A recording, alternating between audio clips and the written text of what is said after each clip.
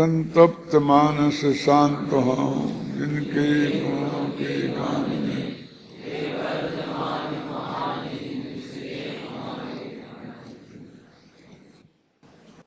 संवर अधिकार पर चर्चा करनी है, समय सार परमागम के।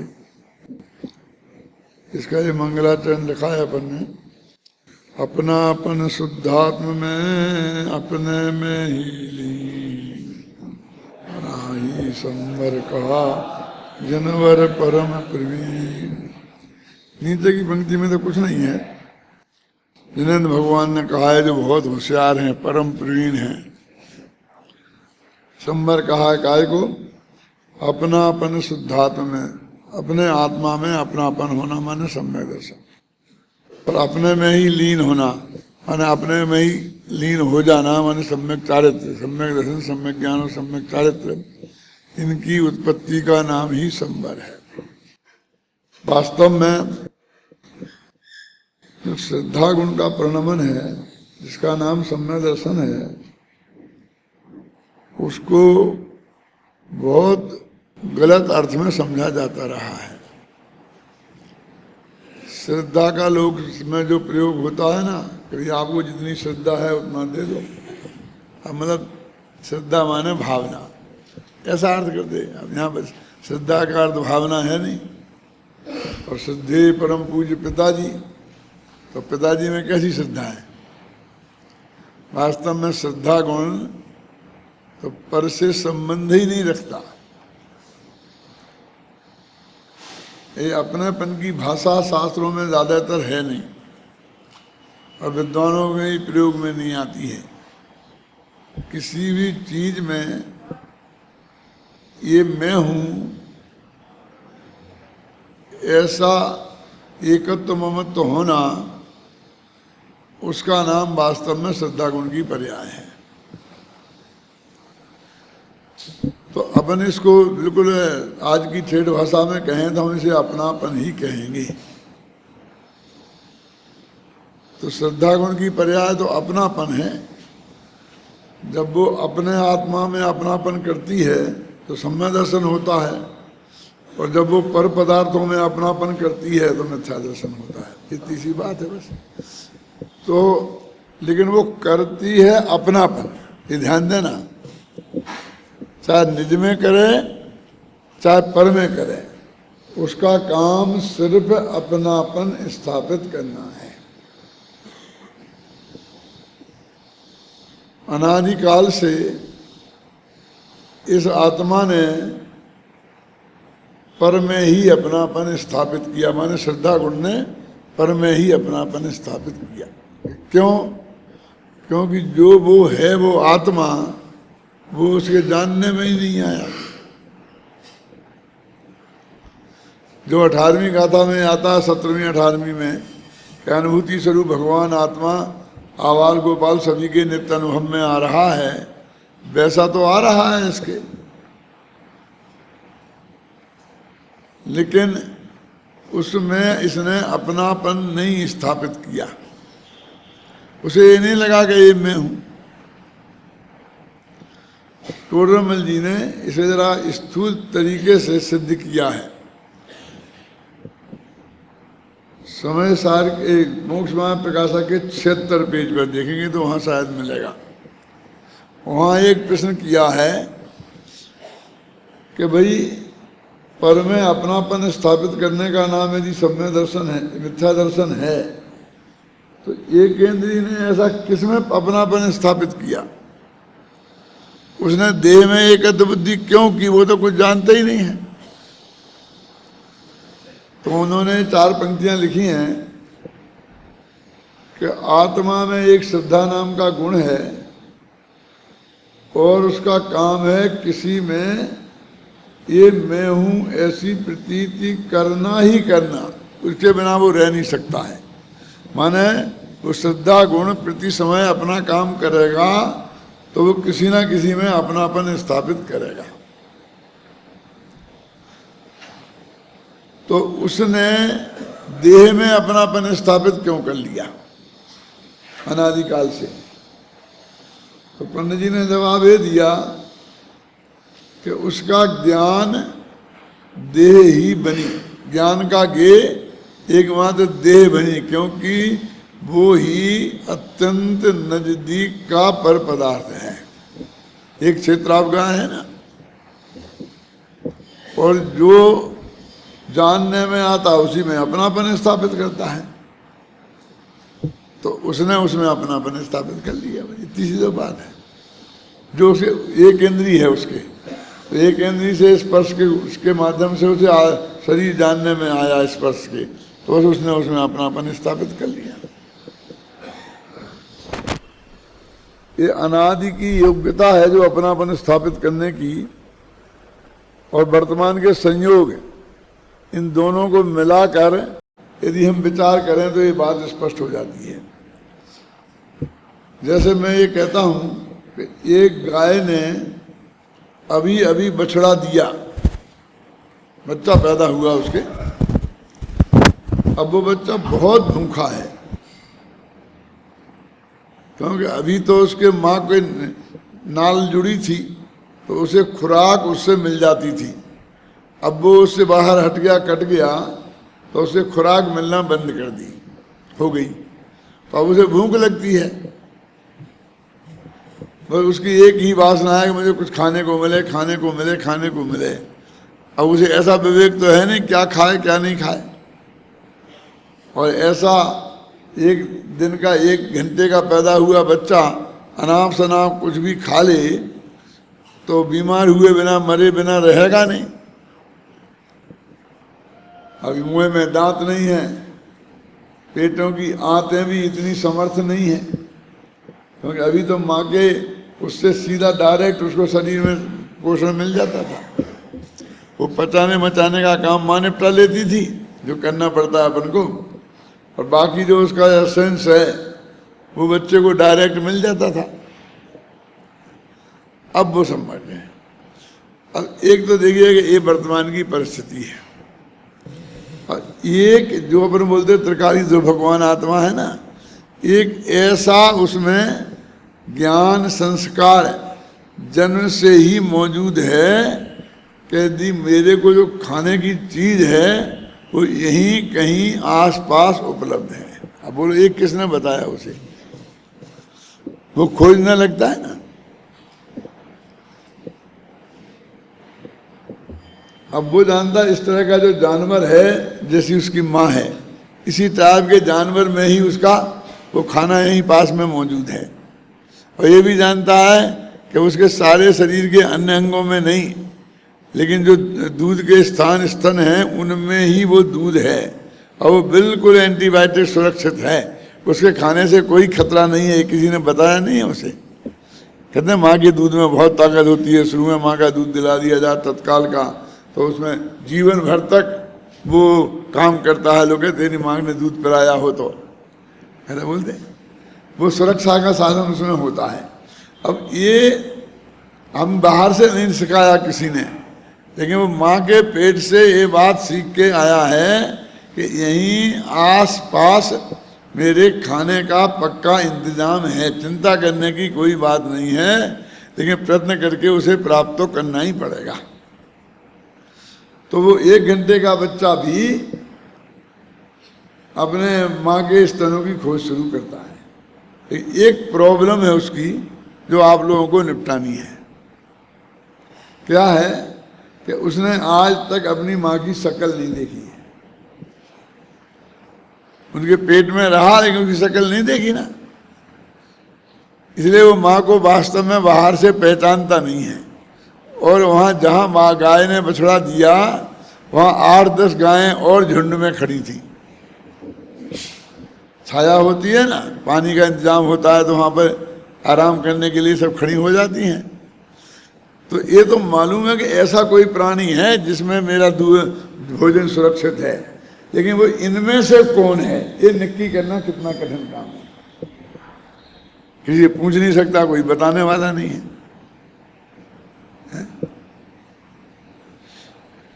तो प्रकृति ने ऐसी व्यवस्था की है कि वो किसी दूसरी गाय के पास जाता है तो वो उसे मारने को दौड़ती है, मतलब एकदम अपनी अरुचि व्यक्त कर देती है, उसको पास में भटकने नहीं देती है। और उसकी जो माँ है वो बराबर उसके आसपास सुरक्षा के लिए खड़ी रहती है। उसको एक तकलीफ और है, और वो क्या है कि जब माँ के पेट से आया तो उसके शरीर में एक जाला लिपटा था, जिसे जरायु बोलते हैं ना अपन। वो क्यों होती है मालूम? कि यदि वो ऐसा लिपटा नहीं रहे और अंदर हाथ पैर चलाए तो माँ का उदर पड़ सकता है, आंतें डिस्टर्ब हो सकती हैं। तो माँ के पेट की सुरक्षा के लिए वो एक जाला होता है। कहते हैं कि जो शेर होते हैं शार्दूल, आजकल के शेर तो गधे जैसे हैं, इनमें तो कोई दम नहीं है। वो अपनी माँ के एक ही पैदा होते हैं। क्यों? कि उनके गर्भ में बच्चे के ऊपर ऐसा कवर नहीं होता है, जाल लिपटा हुआ नहीं होता है, और वो इतना उग्र पुरुषार्थी होता है कि वो बाहर निकलने की पूरी कोशिश करता है। तो वो कहते हैं कि वो बाहर निकलता है कोशिश करके, और दौड़ के 100-200 गज एकदम दौड़ जाता है, एकदम तेजी से। इतना मतलब वो स्फूर्ति वाला होता है। तो उसकी वजह से उसके माँ की योनि इतनी छत विच्छत हो जाती है कि फिर दोबारा वो गर्भ धारण करने लायक रहती ही नहीं है। इसलिए अपन कहते हैं कि उसका शेरनी बस एक बच्चे को जन्मती है, उसका दोबारा जन्म किसी दूसरे का नहीं होता। उसका कारण तो वैज्ञानिक तरीके से ये है। लेकिन अभी तो उस गाय के बछड़े की समस्या है कि उसके सारे शरीर पे बहुत गंदगी और वो जाला लिपटा है। तो वो उसकी जो माँ है उस जाले को निकालना चाहती है, लेकिन उसके हाथ पैर तो काम करते नहीं हैं। तो वो अपने मुख से, जबान से उसे चाट चाट कर वो सारी गंदगी साफ करती है, जाले को निकालती है। बोलो कितनी गंदी चीज है वो, और कोई आदमी अपनी जबान से उसको साफ करेगा? उसे देखना पसंद नहीं करते हैं। फिर भी माँ के पास कोई इलाज नहीं है और बेटे की वो गंदगी साफ होना बहुत जरूरी है, तो माँ अपनी जबान से उसे साफ करती है। तो उसको ये समझ में आ जाता है उस बच्चे को कि इन सब गायों में ये ही मेरी माँ है, अन्यथा ये ऐसा नहीं करती। दूसरों से मेरी सुरक्षा कर रही है, मेरे को चाट रही है, मेरी गंदगी साफ कर रही है। तो इतना जान लेता एक भेद विज्ञान, पहले नंबर का भेद विज्ञान हो गया असंवर अधिकार का। कौन सा? कि ये 9-10 गायें मेरी माँ नहीं है और एक गाय मेरी माँ है। यहाँ से बात शुरू हुई। अब इस माँ के ही ऐसा कोई अंग है जहाँ पर ये दूध का इंतजाम है, वो टांगों के बीच में कहीं है। अब टांगे भाग्य से 2 से 4 हैं, तो कभी कभी वो उस खोज में आगे की टांगों के बीच में अपना मुंह मारने की कोशिश करता है। गाय के मुंह में मुंह नहीं मारता, और जगह नहीं मारता, वो टांगों के बीच में। माने इतना उसे पता है, बस समझ लो कहाँ से है, कैसा है, जन्मजात स्वभाव से ही, कि ये 2 टांगे हैं, उनके बीच में मेरे दूध का, मेरे खाने का इंतजाम है। अब जब वो अपने माँ के आगे के पैरों के बीच में कोशिश करता है, तो माँ तो समझ जाती है कि ये यहाँ दूध की खोज कर रहा है, लेकिन उसके पास भी अब कोई ऐसे हाथ पैर नहीं है कि उठा करके वो वहाँ से हटा के पीछे उसे कर दे। ऐसी भाषा भी नहीं है कि वो उसे समझा दे वो। और जो उस गाय का मालिक है उसके भी चित्त में ये भाव आता है कि अब इसको मैं सहयोग करूं। तो वो बछड़े को वहां से हटाकर पीछे टांगों के बीच में जहां स्तन है वहां उसका मुंह करने की कोशिश करता है। तो वो गाय भी उसका विरोध करती है और बछड़ा भी विरोध करता है। दोनों उसे स्वीकार नहीं करते। आपका सहयोग हमें नहीं चाहिए। अरे क्यों भाई? सहयोग तो कर रहा है ना वो, उसे शत्रु तो नहीं मानता है ना। गाय कम से कम गाय तो नहीं मानती है, उस गाय का तो मालिक है, वो तो उसका व्यवहार वो जानती है सब। लेकिन वो कहते तुम्हारे सहयोग की मुझे जरूरत नहीं है ना, हमें आत्मा में जाना है तो गुरु जी के सहयोग की एक सीमा तक ही जरूरत है, उसके बाद जरूरत नहीं है। गाय सींगों से उसे मारने को दौड़ती है, नहीं तुम कुछ नहीं। बछड़ा भी विद्रोह करता है, क्योंकि गाय भी जानती है कि ये बछड़ा थोड़ा यहाँ वहाँ मुँह मारेगा, लेकिन थोड़ी देर में अपने आप सही जगह पे पहुंच जाएगा और ये माँ आपका दूध पी लेगा। क्या पहुंच जाता है? क्या सही पहुंच जाता है, क्योंकि उसके अंदर में एक श्रद्धा गुण है, उसे जिसे माँ में अपनापन उसने स्थापित किया है। ऐसे ही इस आत्मा में अनादिकाल से एक श्रद्धा नाम का गुण है और उसमें अपनापन करने की ताकत है। तो जो जानने में आता है उसी में से तो सिलेक्ट करेगा ना वो। तो अपना शरीर ही जानने में आता है अत्यंत नजदीक, इसलिए वो उसमें अपनापन स्थापित कर लेता है। ऐसा 76 या 78 पेज पर मोक्ष भाव प्रकाशक में लिखा है। नीचे की 5 पंक्तियां हैं पेज की। मैं ये कहना चाहता हूं, इसमें लिखा ना, अपनापन शुद्धात्म में, अपने में ही लीन होना ही संवर का। जानबूझ करके ये शब्द प्रयोग किए गए हैं, क्योंकि इन शब्दों से भी आप परिचित हों। वो शास्त्री तत्वा सिद्धानम सम्य दर्शनम, वही आत्म विनिश्चिति, और वो सारे शब्दों से आप परिचित हैं, लेकिन ये इन शब्दों से भी आप परिचित हों, इसलिए मंगलाचरण में संवर का स्वरूप बताते हुए ये बात कही गई है। देखो, संवर के लिए भेद विज्ञान बहुत जरूरी है। भेद विज्ञान माने अपने और पराई की पहचान करना बहुत जरूरी है। इसलिए संवर अधिकार में पूरा ये संवर अधिकार भेद विज्ञान के अभिनंदन को समर्पित है। ये अभिनंदन समारोह है, क्योंकि भेद विज्ञान तो पहले ही अध्याय से कराते आ रहे हैं। सारी दुनिया को 2 भागों में बांटा है। एक तो वे 29 प्रकार के भाव हैं जिन्हें हम वर्णादि और रागादि कहते हैं, और एक तरफ अपना आत्मा है। तो भेद विज्ञान तो पहले में किया, एकत्व संबंधी जीवाधिकार में, फिर कर्ता कर्म संबंधी भेद विज्ञान कराया कर्ता कर्म अधिकार में। फिर पुण्य पाप के भाव भी दोनों एक से ही हैं, और वे आत्मा के भाव नहीं रागादि में आते हैं, तो उनसे भेद विज्ञान कराया। आश्रम अधिकार में फिर आश्रम भावों से भेद विज्ञान कराया। तो आ गया ना, वर्णादि और रागादि सब आ गए। अब तो उस भेद विज्ञान का अभिनंदन कर रहे हैं, माने भेद विज्ञान की प्रशंसा के गीत गा रहे हैं। पूरा आप देखेंगे, अभी जो आपने कलश पद्यानुवाद पढ़ा, खासकर वहाँ से कि जहाँ से वो रोला छंद शुरू हुए हैं। देखो, रोला छंद शुरू हुए ना, 4-5 छंद हैं, पूरे भेद विज्ञान संबंधी ही है।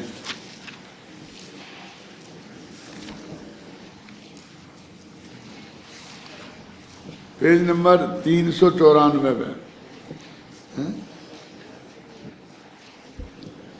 भेद ज्ञान के इस धारा अविरल धारा प्रवाह से, है ना, यहाँ से। अब ये छंद है 1 2 3 4 5 6, ये बिल्कुल भेद विज्ञान की महिमा के ही छंद हैं। इसलिए मैं कहता हूँ कि ये भेद विज्ञान का अभिनंदन है। और इसमें खुद भी लिखा है अमृतचंद्र ने, एक क्रमिक विकास है इनमें। आप रोजाना पढ़ेंगे तो आपको याद भी हो जाएंगे, और ये क्रमिक विकास पे भी आपका ध्यान जाएगा। इसलिए मैं सबसे पहले दिन आपको इन पे ध्यान दिला रहा हूँ। भेद ज्ञान के इस अविरल धारा प्रवाह से कैसे भी कर प्राप्त करे जो शुद्धात्म को। शुद्धात्म की प्राप्ति का उपाय एक भेद विज्ञान है।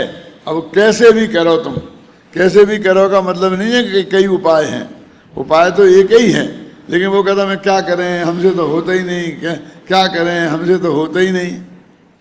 तो वो कहता भैया कैसे भी करो, ये होता नहीं वाली बात नहीं चलेगी। यदि अपना कल्याण करना है तो करना ही पड़ेगा, ये अर्थ है उसमें। कैसे भी कर प्राप्त करें शुद्धात्म को, और निरंतर ही उसमें स्थिर होवा जावे। वो भी भेद विज्ञान ही है। हम क्या समझते हैं कि हमने पहले समय किया ना, ये जुदा है और ये जुदा है, हो गया भेद विज्ञान, नहीं। फिर जो जिसको निज जाना उसमें निरंतर स्थिर होता जाना, इसका नाम भी भेद विज्ञान है। बनारसी दास ने तो ऐसा लिखा है, इसी प्रकरण में होगा, भेद ज्ञान कबिलो भलो कि भेद ज्ञान तबिलो भलो कि जबलो मुक्ति न हो। क्या है, जब तक मोक्ष नहीं हो जाए, सीधे तो मोक्ष में नहीं पहुंच जाओ, तब तक भेद विज्ञान भला ही है, भला ही है। इसका मतलब तब तक करते रहो, करते रहो, करते रहो। अब मुक्ति ना होए में बहुत मान लो केवल ज्ञान ना होए, हैं, समझिए ना, ये बात है। तो पर और निरंतर उसमें ही स्थिर होता जावे, पर परिणति को त्याग निरंतर शुद्ध हो जावे। इनकी विस्तार से व्याख्या तो जब छंद आएंगे तब पढ़ेंगे अपन। अभी तो संक्षेप में आपका ध्यान आकर्षित करने के लिए कह रहा हूं। वेद ज्ञान की शक्ति से नित्य महिमा रत को, जो अपनी महिमा में लीन है, ऐसे लोगों को भेद विज्ञान की शक्ति से शुद्धात्म तत्व की उपलब्धि निश्चित रूप से हो जाती है। कितना सरल अर्थ है, बोलो। और शुद्धात्म तत्व की उपलब्धि पर होने पर उसके अति शीघ्र कर्मों का क्षय हो जाता है। ये मूल कलशों में है, वही का वही बात लिखी है। आत्म तत्व की उपलब्धि हो भेद ज्ञान से, आत्म तत्व की उपलब्धि से संवर होता, और इसीलिए तो सच्चे दिल से नित्य करना है। हरे भव्यजन भव्य भावना भेद ज्ञान, ख्याल में आ गई ना, करना चाहिए। अरे भव्यजन भव्य भावना भेद ज्ञान की सच्चे मन से बिन विराम के अब तक भाना। कब तक? कि जब तक पर से हो विभक्त यह ज्ञान ज्ञान में ही स्थिर ना हो जाए। ये है वो, जब तक मोक्ष ना हो जाए। भेद ज्ञान कब न हो, ज्ञान ज्ञान में ही अनंत काल तक के लिए स्थिर ना हो जाए। जब तक लौट लौट के ज्ञान बाहर आ जाता है ना, तब तक नहीं। जो केवल हो गया अंतर्मुहूर्त तक करना, तो केवल ज्ञान हो जाएगा, तो अनंत काल तक फिर उसी में रह जाएगा, है ना। अब तक जो भी हुए सिद्ध और आगे होंगे, सो सब महिमा भेद ज्ञान की। इससे ज्यादा महिमा तो कुछ नहीं हो सकती है। भेद विज्ञानता सिद्धा सिद्धा एक केचना, असही भाव तो बद्धा बद्धा एक केचना। भेद ज्ञान से शुद्ध तत्व की उपलब्धि हो, और शुद्ध तत्व की उपलब्धि से रागनाश हो, रागनाश से कर्मनाश, और कर्मनाश से ज्ञान ज्ञान में स्थिर होकर शाश्वत हो जाए अनंत काल तक, उसी में वो स्थिर है। तो है ना पूरा। इसके पढ़ने में आनंद आना चाहिए, कली कली खिल जानी चाहिए। इसलिए मैं बता रहा हूँ, अब ये पढ़ोगे आप 10-5 दिन, जब तक ये चलेगा 20 तारीख तक कम से कम, तो 20 तारीख तक में सबको ये पंक्ति, ये 5-6 छंद हैं, ये बहुत मार्मिक हैं, ये याद हो जाने चाहिए। चलो एक दफे भैया इसके गाओ तो वहाँ से, मुझे आनंद आता है इसलिए गवाता हूँ। अच्छे गले का कंठ हो जिसको, हाँ शांति से। आप लोग अपनी अपनी किताब में ध्यान से इसे देना, बहुत आनंद आएगा, मेरे से बोलने से भी ज्यादा। ज्ञान की इस अविरल धारा से ऐसे भी कर प्राप्त करे जो शुद्धात्म को, और निरंतर उसमें ही स्थिर होता जावे, हर परिणति को त्याग निरंतर शुद्ध हो जावे। वेद ज्ञान की शक्ति से निज महिमा रत को, शुद्ध तत्व की उपलब्धि निश्चित हो जावे। शुद्ध तत्व की उपलब्धि होने पर उसके अति शीघ्र ही सब कर्मों का क्षय हो जावे। आत्म तत्व की उपलब्धि हो वेद ज्ञान से, आत्म तत्व की उपलब्धि से संवर होता। इसीलिए तो सच्चे दिल से नित्य प्रति करना, भव्य भावना भेद ज्ञान की। अरे भव्य जन भव्य भावना भेद ज्ञान की। सच्चे मन से बिन विराम के तब तक माना, जब तक पर से हो विरक्त यह ज्ञान ज्ञान में ही स्थिर ना हो जाए। क्या कहे जिनेश्वर, अब तक जो भी हुए सिद्ध या आगे होंगे। महिमा जानो एकमात्र सब वेद ज्ञान की, और जीव जो भटक रहे हैं भव सागर में, वेद ज्ञान के ही अभाव से भटक रहे हैं। वेद ज्ञान से शुद्ध तत्व की उपलब्धि हो, शुद्ध तत्व की उपलब्धि से राग नाश हो, राग नाश से कर्म नाश, कर्म नाश से ज्ञान, ज्ञान में स्थिर होकर शाश्वत हो जाए। लगा? अच्छा लगा ना? कुछ समय खराब नहीं हुआ, ऐसा लगा, अनुभव हुआ ना? देखो अब मैं कुछ पंक्तियों का ध्यान दिलाना चाहता हूँ। इसीलिए तो सच्चे दिल से नित्य प्रति करना, अरे भव्य जन भव्य भावना भेद ज्ञान की। देखा ना? अब ये अरे भव्य जन भव्य भावना भेद ज्ञान अनुप्रास भी है। अलंकार खोज सकते हो तुम लोग, लेकिन सबसे बड़ी बात तो ये है कि इसी पंक्ति को फिर दोहराया है।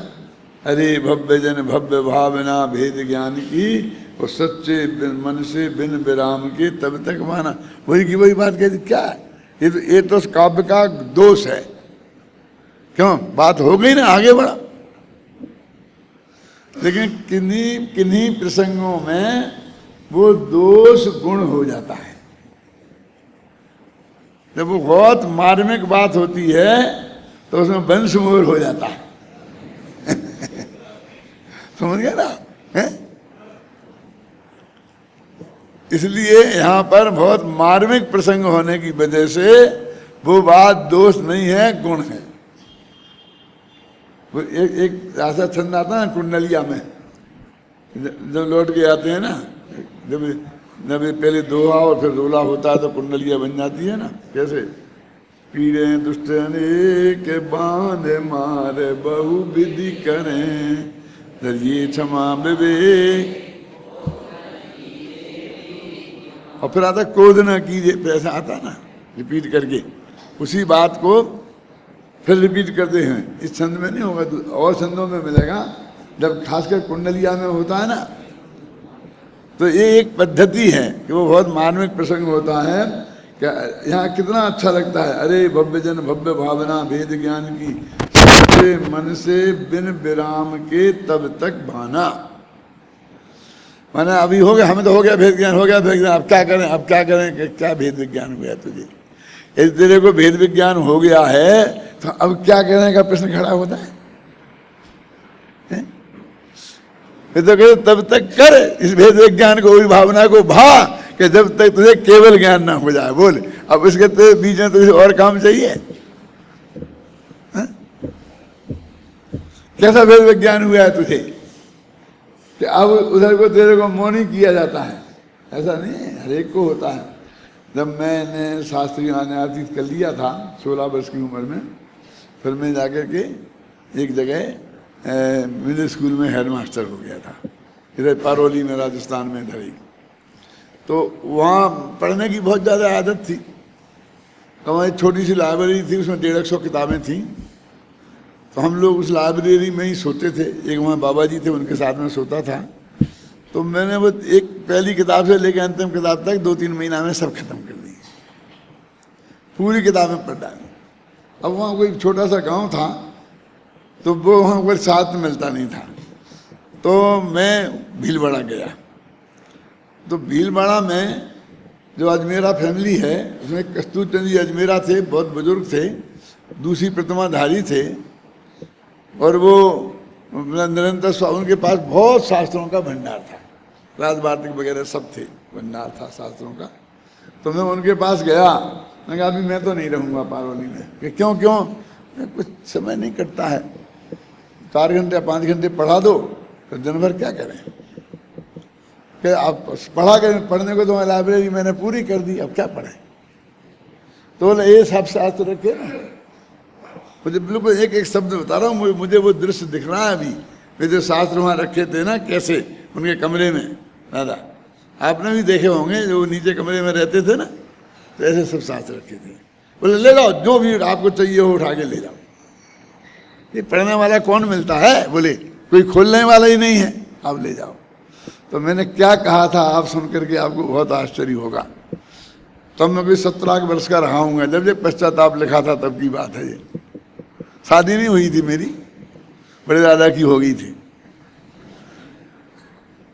तो मैंने उनसे कहा कि ये शास्त्र पढ़ते पढ़ते दिमाग सड़ गया अब मुझे नहीं पढ़ना।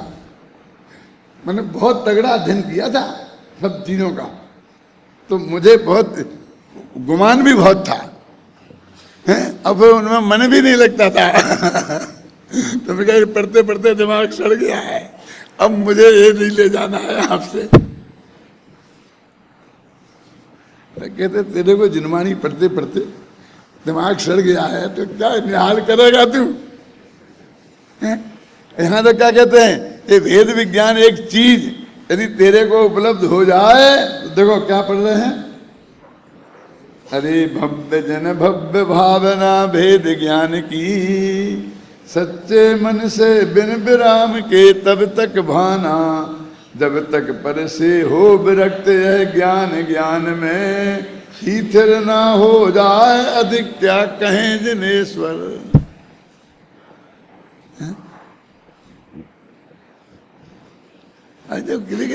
कैसी बात करता है तू? जिनवाणी का स्वाध्याय करते करते दिमाग सड़ता है कि निहार हो जाता है। बोलिए, ये बात सोचने की है। कल मैं महासमिति में गया था, महासमिति का वो था कि जो लोग महासमिति के जन्म के समय से उससे जुड़े हैं उन लोगों के सम्मान करने का कार्यक्रम था। और सारे देश में वो गांव-गांव में जाकर के वो सम्मान करने का कार्यक्रम कर रहे हैं। तो वो आए थे केंद्र के लोग, मुझे भी बुलाया था। मुझको नाम तो लिस्ट में नहीं था, फिर बाद में सबसे ऊपर बैठाया, फिर मेरे को बोलने को भी समझ दिया कि अब आप बोलो, आप बोलो। तो मैंने कहा कि जहाँ ये इतने नेता बैठे हैं, इन सब नेताओं के बापों के साथ मैंने काम किया है पर मेरा संबंध महासमिति के जन्म से लेके नहीं है, उसके भी पहले जब वो गर्भ में आई थी तब से मेरा इसका संबंध है। क्यों? ताराचंद जी थे वहाँ, सुनने श्रोताओं में बैठे थे, मैंने देखा है? फिर मैंने उस वक्त की कई चीजें उनको सुनाई, बहुत लोग खुश हुए। वो अच्छी बातें तो बहुत सुनाई, लेकिन एक मैंने बुरी बात भी सुनाई। मैंने कहा मैंने बहुत गहराई से ऐसे जुड़ा रहकर काम किया है, और एक बार जब मेरे अभिन्न मित्र जिनका मेरे साथ सबसे ज़्यादा गहरा संबंध थे, वो जब अध्यक्ष बने महासमिति के, तो उनने मेरी अनुपस्थिति में मेरे विरुद्ध महासमिति में प्रस्ताव पास कर दिया, आगरा के अधिवेशन में। ये क्या कह रहे, नाम भी बताया था मैंने। फिर क्या हुआ, मैंने बना कर दिया तो कर दिया। जब मैं आया, मैं तो विदेश में था उन दिनों, मैंने आया तो मैंने एक नई महासमिति बना ली और उसका नाम रखा दिगंबर जैन मुमुक्षु महासमिति। क्या फिर भाई समझौता वार्ताएं चली, तो समझौता हो गया तो फिर इकट्ठे हो गए।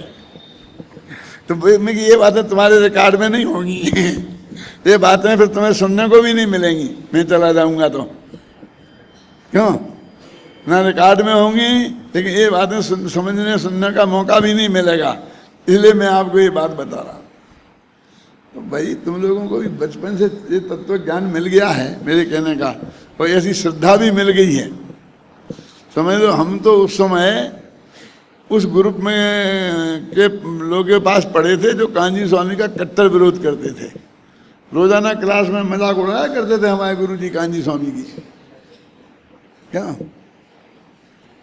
निमित्तोपादान की, इसकी उसकी उसकी है। लेकिन ये इस उम्र में ये तत्व ज्ञान का प्राप्त हो जाना और उसके प्रति आस्था पैदा हो जाना हृदय में कि सचमुच ये बिल्कुल परम सत्य है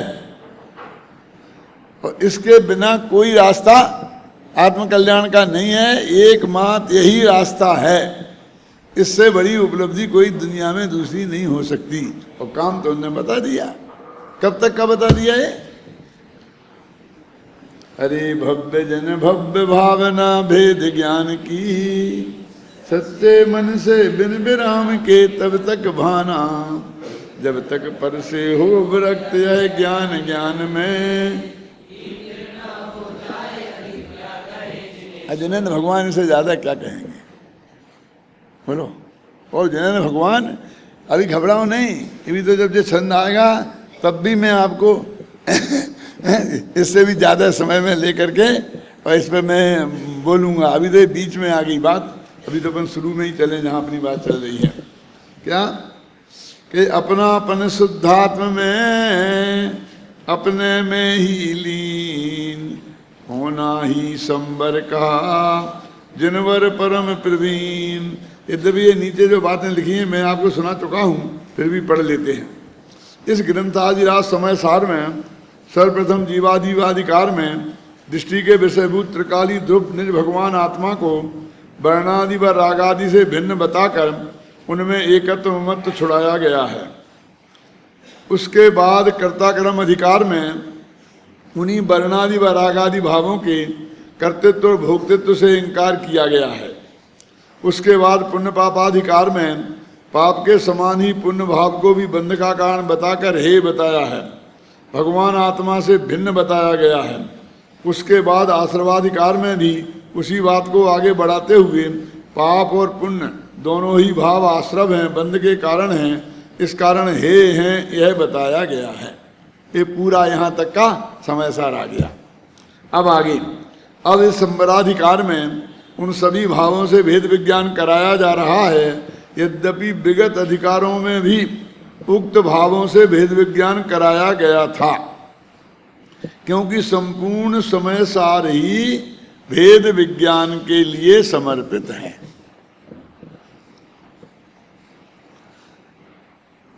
तथापि इस संबर अधिकार में विशेष भेद विज्ञान की विशेष महिमा बताई गई है। इस अधिकार की प्रारंभिक गाथाओं की जो उत्थानिका आत्मख्याति टीका में दी गई है, उसमें कहा गया है कि अब इससे पहले संपूर्ण कर्मों का संवर करने का उत्कृष्ट उपाय जो भेद विज्ञान है उसका अभिनंदन करते हैं। अभिनंदन करते हैं, है ना, अभिनंदन समारोह। एक प्रकार से यह अधिकार भेद विज्ञान के अभिनंदन का ही अधिकार है। इसलिए कहता हूं इसमें स्वरूप कम बताया गया है, इसमें उसकी महिमा ज्यादा गाई गई है ना। क्योंकि वेद विज्ञान की बात तो पहली गाथा से ही शुरू कर दी ना उन्होंने। हाँ। समय सार नाटक के रंगमंच पर अब संबर नामक पात्र प्रवेश करता है। लिखा अतः प्रवसति संबर, संस्कृत में लिखा ना। आत्मख्याति टीका में अन्य अधिकारों के समान ही इस अधिकार का प्रारंभ भी मंगलाचरण के रूप में ज्ञान ज्योति के स्मरण पूर्वक होता है। मंगलाचरण के छंद इस प्रकार है, बोलो पढ़े। आशंसा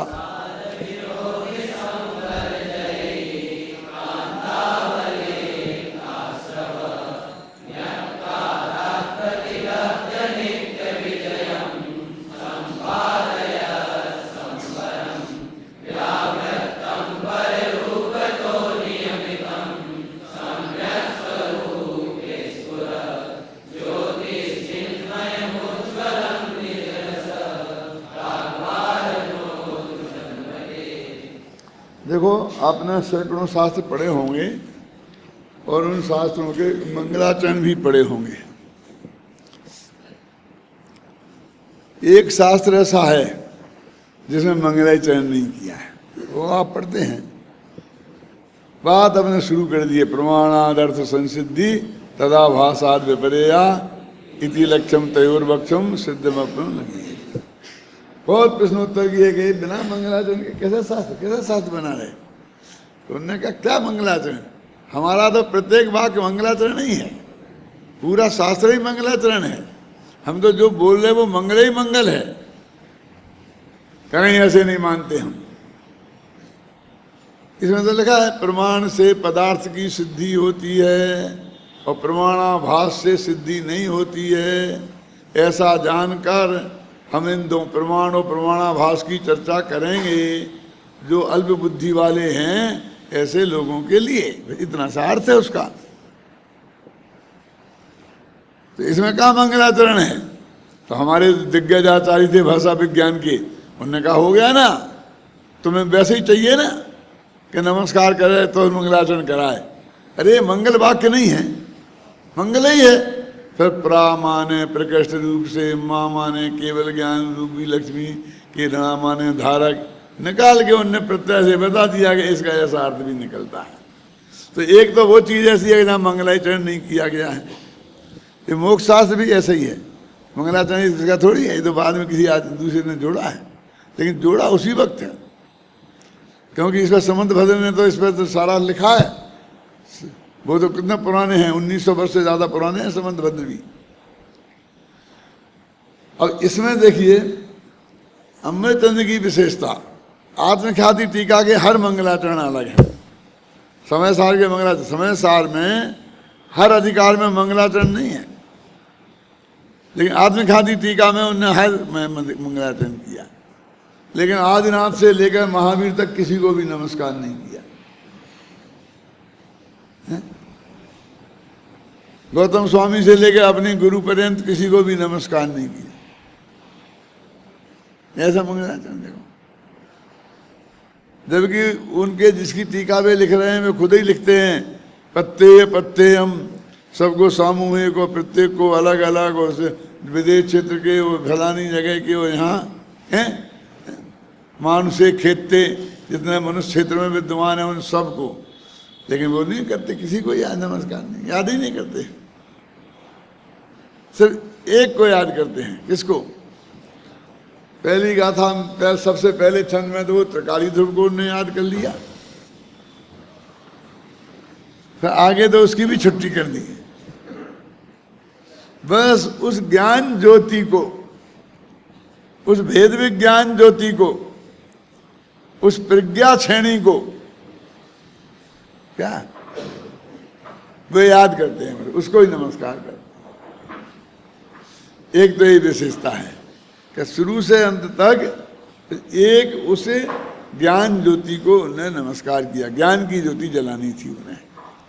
और दूसरी ये बात है कि जिस अधिकार का प्रकरण आया वो उस अधिकार के मर्म को जानने वाली ज्ञान ज्योति को नमस्कार किया। क्या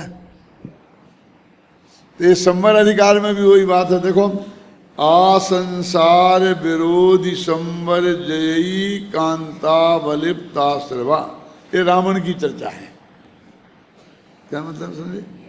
पद्म पुराण पढ़ोगे, 700 पेज का यदि पद्म पुराण होगा तो 400 पेज शुरू में रावण के होंगे, फिर बाद में राम की आएगा, जन्म भी बाद में होगा राम का।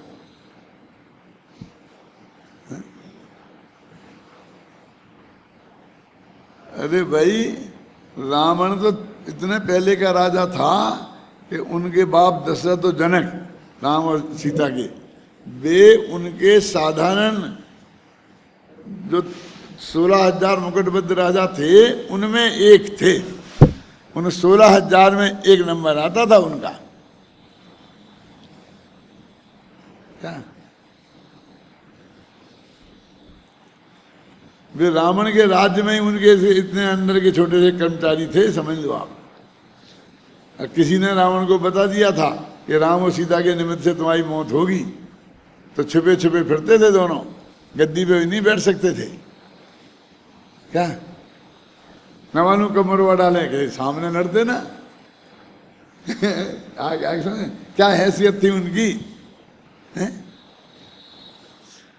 ये तब की बात है जब राम और सीता का जन्म भी नहीं हुआ था। समझ गए आप? देखो ये क्या है रावण की बात, असंसार विरोधी, अनादिकाल से जो संवर का विरोधी था, माने झगड़ा आदिकाल से नहीं, आज का नहीं है। आश्रव और संवर का झगड़ा, आश्रव संवर दो अधिकार है ना, तो आश्रम अधिकार का तो अब अपन ने पढ़ ही लिया था मंगलाचरण, और उसमें अपन ने बनारसी दास का पढ़ा था, तो वीर रस का कैसा परिपाक हुआ था, याद है कुछ एक आध पंक्ति, रण खम्भ तोड़ी ताड़ो, ऐसा है ना, था ना कुछ, याद है? आश्रम पछाड़ो, रण खम्भ तोड़ी डालो, निकल जाएगा इसमें, निकल जाएगा, पुरानी इसमें होगा। आश्रम का महान जोधा, पाटनी जी बहुत रस लेके पढ़ते थे उस मंगलाचरण को, मिल गया है शांति जी, पढ़ो।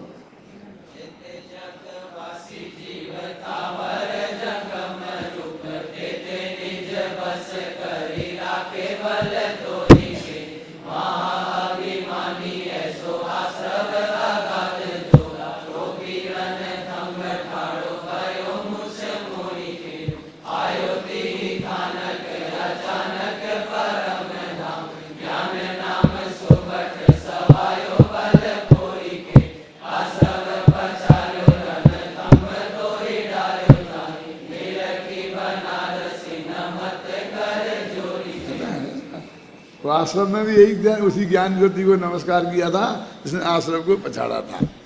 अब वो आश्रम भाव फिर खड़ा हो गया यहाँ, कहते कैसा है, आ संसार विरोधी संवर जयी, अनादिकाल से अपना जो विरोधी संवर है उसको, उस पर जीत प्राप्त की है, माने उसे जीत के फिर अपने बिल्कुल होने ही नहीं दिया, जमीन में से खड़ा ही नहीं, निकलने ही नहीं दिया, समझ गए ना।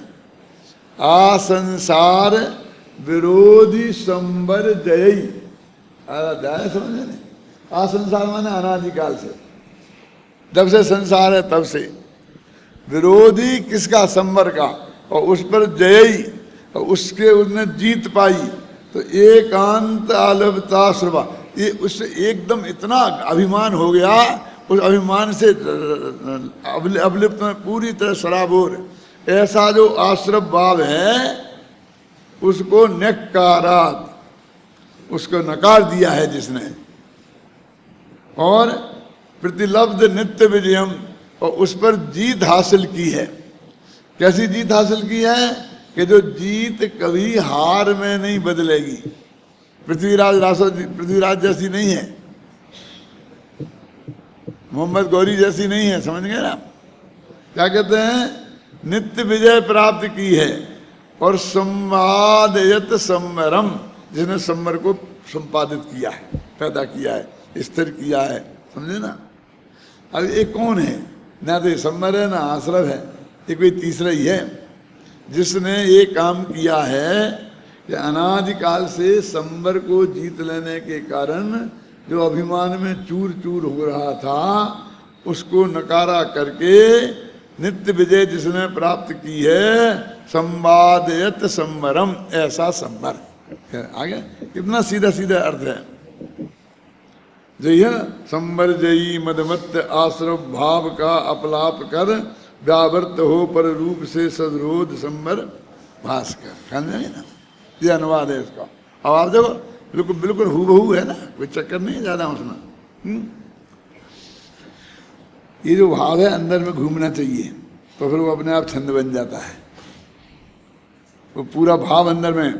व्यावृतम पर रूप तो नियमतम, तो इसने क्या काम किया था वो ज्ञान ज्योति ने, कि पर रूप से नियमित रूप से व्यावृत कर दिया, झगड़े में फंसना ही नहीं, पर के पर से हट गया। और सम्यक स्वरूप स्फुरन, जो आत्मा का सम्यक स्वरूप है, सच्चा स्वरूप है, उसमें वो ज्ञान ज्योति स्फुरायमान हो रही है, जग रही है, जल रही है ना। अब स्फुरन ज्योति, वो ज्योति कैसी, चिन्मय चैतन्य में उज्जवल जो आत्मा है, निज रस प्राग भार, अपने रस के भार से वो निरंतर जल रही है, वो ज्ञान की ज्योति निरंतर। ऐसी ज्ञान की ज्योति को नमस्कार करता हूँ मैं, बस याद किया खत्म। अपन क्या समझते हैं, नमा के बिना तो मंगलाचरण हो गई नहीं। ऐसा कोई जरूरी नहीं है कि हम हर जगह हाथी जोड़ते फिरें। हमने उसके स्वरूप को स्पष्ट किया, यानी याद किया, बस यही मंगलाचरण हो गया। वह ज्योति, बस ऐसी ज्योति। अब उस ज्योति को मैं नमस्कार करता हूँ, हर जगह कहने की जरूरत नहीं है।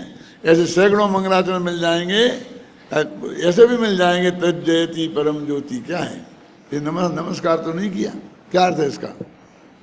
वो परम ज्योति जयवंत रहे, बस मर खत्म। इसको क्या बोलते हैं? आशीर्वादमक मंगलाचरण। आशीर्वाद दे दिया तो अपन से छोटी है वो। अरे छोटों को नहीं, बड़ों को भी आशीर्वाद दिया जाता है, घबराना नहीं। आशीर्वाद का मतलब ये थोड़ी उसकी सब कामना अपन के तरह से वो प्रकट किया। वह परम ज्योति से जयवंत रहे, जयवंत, जय हो जय हो जय हो। अब सुने वो बात आ गई ना, देखो संबर जयी मद मत आश्रव भाव का अपलाप कर।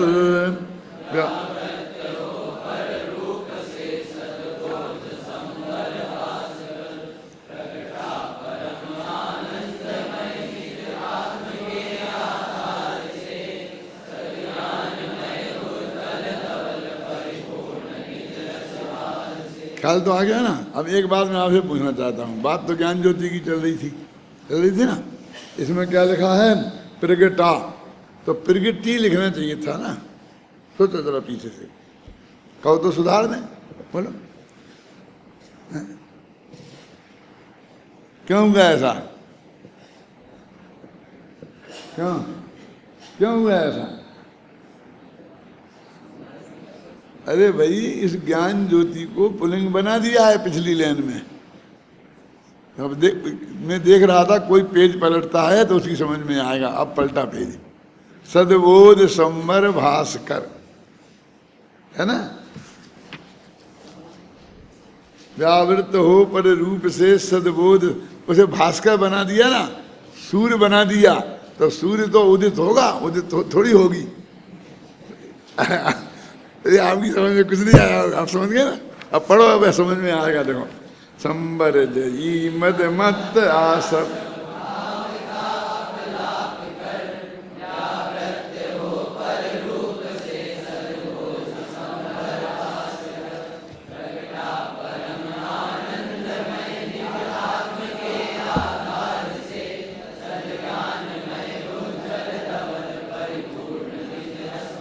से कौन? वो संवर भास्कर, वो सूर्य, वो ज्ञान ज्योति को सूर्य, वो सूर्य निजरस के भार से ही, माना आनंद आनंद आनंद के उसके भार से इतना है कि नम गया है, झुक गया है।